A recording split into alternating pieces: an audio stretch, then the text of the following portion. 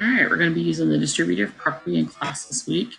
Some of you have been using it in Delta Math and during the practice time and have seen a few struggles. So I'm going to do a short little lesson with distributive property.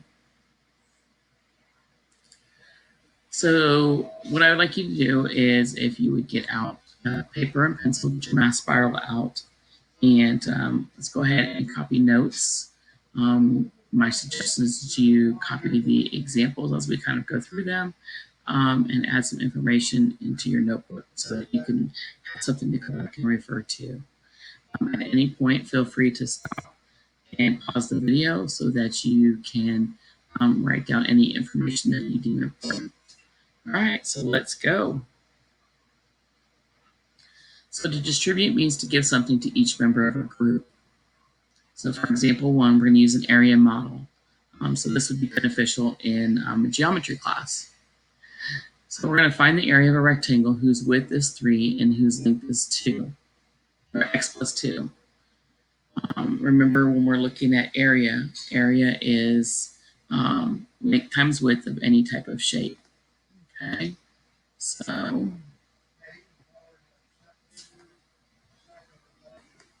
all right. And so area of a rectangle is length times width.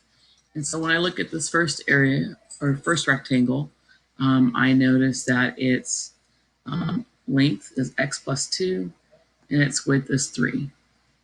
And so I'm going to go down here and I'm going to do length times width. And I'm not worried about what the value of x is right now. I'm just solving this expression. Remember, expressions are different than equations. And so I'm going to do 3 times the quantity of x plus 2. When I'm looking at the second rectangle, notice how it's broken up into 2 different parts. And I can look at it as 2 separate rectangles. And so this would be still the formula of area equals length times width. And so I would have 3 times x plus 3 times 2. And so notice how this is written just slightly different than versus the first rectangle. First rectangle, I looked at the x plus 2, and I used this entire side as a value, whereas in the second rectangle, I use the side of the blue rectangle and the side of the green rectangle separately. Regardless, the answer is the same because both expressions represent the same area. So it makes this following statement true. Area equals 3 times the quantity of x plus 2, that comes from this area, and then equals 3 times x plus 3 times 2, which came from the second rectangle. And the area when I solve the distribution is 3x plus 6. And I can do these separately. And so 3 times x is 3x plus 3 times 2 is 6. 3 times x is 3x. 3 times 2 is 6. And so both sides of the equation are true. And they equal. Okay, so let's look at distributive property in the algebraic sense. Let A, B, and C be real numbers. Okay, so here are all the different ways that the distributive property can be written. Okay, A times the quantity of B plus C equals AB plus AC. And if I look at my first example, 4 times 20 plus 4 times the quantity of 20 plus 6. And so I did 4 times 20 plus 4 times 6. Right. Second one, quantity of B plus C times A. So notice that the A is behind the parentheses. That doesn't matter. It's still going to be the same thing. B times A plus C times A. And so if I had a numerical problem with that, the quantity of 20 plus 6 times 4 equals 20 times 4 plus 6 times 4. Same thing would happen with subtraction as well. So let's look at example 2 using the distributive property with addition. We use a distributive property to rewrite these expressions without parentheses. So we're going to find its equivalent form. And so we're going to look at letter A. So go ahead and copy this problem down. 2 times the quantity of x plus 5. And so I'm going to take my parentheses. 2 times x plus 2 times 5. 2 times x is 2x plus 2 times 5 is 10. I cannot combine these. They're not like terms. And that would be my final answer. Let's look at the second set. 1 plus 2n times 8. So I have 1 times 8 plus 2n times 8. 1 times 8 is 8. 2n times 8 is 2 times 8 is 16. I still have my n, so 16n. Again, these are not like terms. That is my final answer.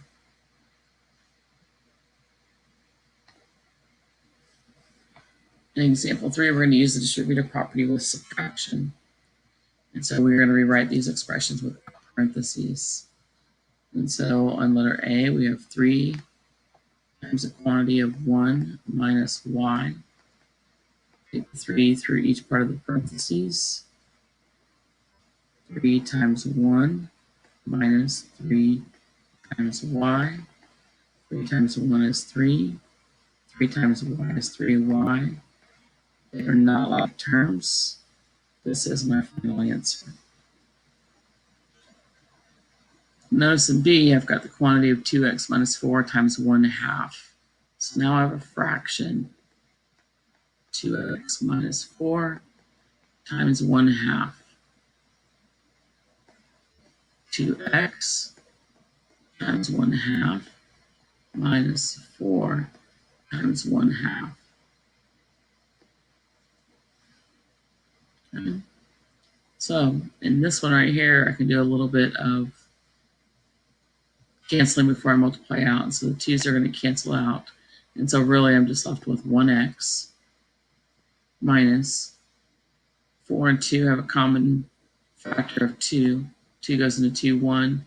2 goes into 4, 2 times. 2 times 1 is 2. Okay.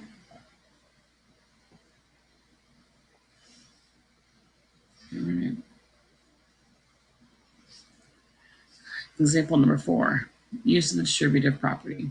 Using the distributive property to rewrite the expressions without parentheses. So now we're just going to kind of take a little bit of what we know. And we're going to go ahead and just rewrite these out. So we're going to distribute the negative 3 in the parentheses. So negative 3 times x plus negative 3 times 4.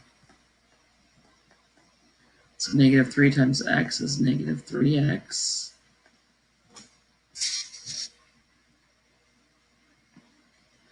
And negative 3 times 4 is negative 12. And so I would have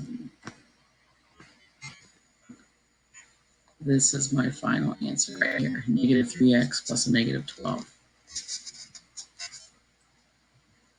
So look at the second one. Quantity of y plus 5 times negative 4.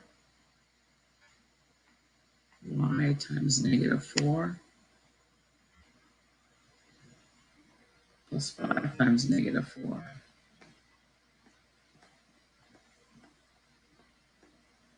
So y times negative 4 is negative 4y. 5 times negative 4 is negative 20.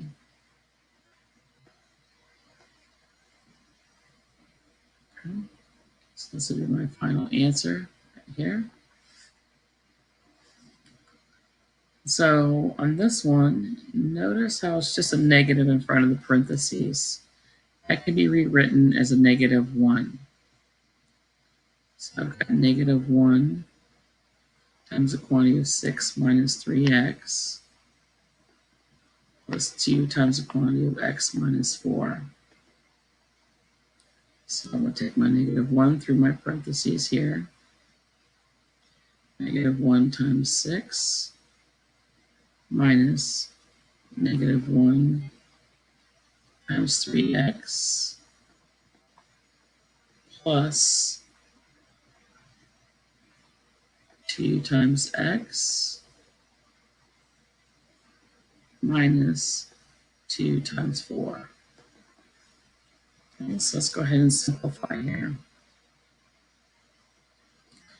-1 times 6 is -6 minus -1 times 3x is going to be a -3x.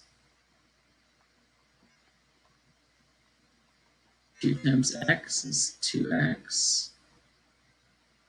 2 times 4 is 8.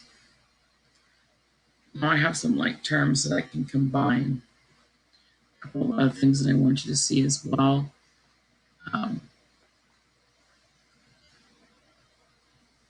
Remember, when we subtract a negative, it's the same thing as adding a positive. Okay. So really, we have -x plus 3x plus 2x minus 8. So let's rewrite this with some like terms. Okay, I've got 3x plus 2x minus 6 minus 8.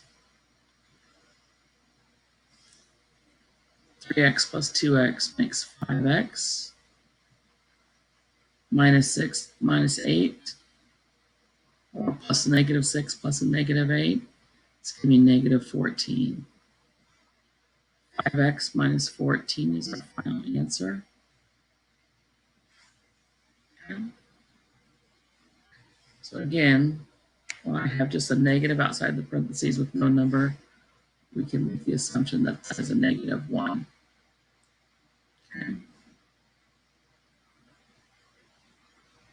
So that is your turn.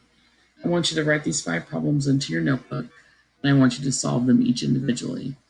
Okay. You will actually turn these in your next in-person class, so please be ready to discuss these in class in the next round. If you need help, you need to be emailing the teacher and asking questions for help. Please make sure that you're copying the problem down correctly and solving them. And I will see you in your next class.